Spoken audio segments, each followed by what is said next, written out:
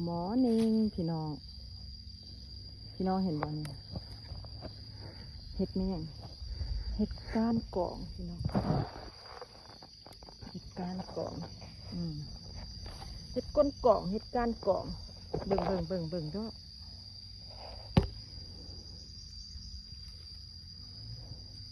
ถามว่าเป็นกลิ่นบ่มันก็เป็นกลิ่นหันแล้วพี่น้องถามว่าเป็นกลิ่นแน่นอนเห็ดก้านกองความใหญ่ของมันเบิ่งฝ่ามือ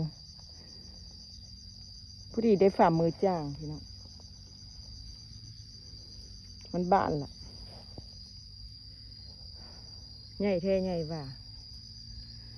แต่พอมันแม่เนาะยักพิสูจน์ว่าโอ้อันนี้ก็ยังพื้นมันได้หันพี่น้องมันก้านมัน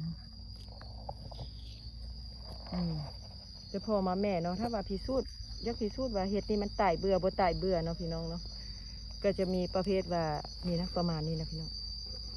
ลอกถ้าลอกจำจอมนี่เนาะลอกอันนี้ให้มันจำจอมนี่ลอกอันนี้จำจอมถ้าว่าลอกจำจอมใดถือว่าบ่ตายเบื่อถ้าว่าลอกบ่จำจอมนะตายเบื่อพี่น้องอันนี้ก็นี่พิสูจน์จวดนี่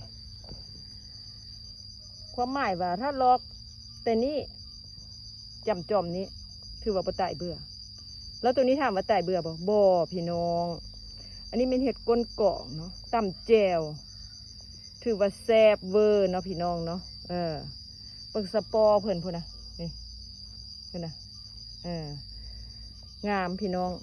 ใหญ่เบิ่งมือข้าพเจ้าใส่กับอันเห็ดละพอแล้วพี่น้อง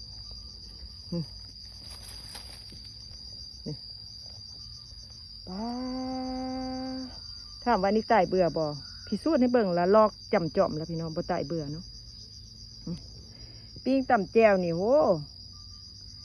ได้คกใหญ่แล้วพี่น้องบ่เป็นคกน้อยแล้วปะนี่เป็นคกเยอะเลยล่ะเห็ดก้นกองนี่ข้าพเจ้าพิสูจน์แล้วก็คือลอกให้จำจอมเนาะนี่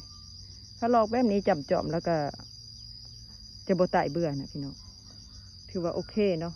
ผ่านเบิ่งดอกเบิ่งนางโอ้ป่านกังห่ม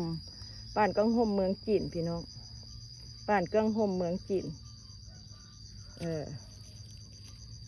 2 ดอกพี่น้องป่านกังห่มเมืองจีนปึ๊บคุณนะป้าเห็นอย่างกระตามเนาะถ้ามันสุกมันหลงแล้วมันก็แซ่บเนาะพี่น้องเนาะพอตายเบื่อตายเบื่อชิตายย้อนยุงกัดพี่น้องเอ้ยนี่เห็นบ่งามแหงพี่น้องเห็ดก้นกองสวยงามมากงามจ้ะ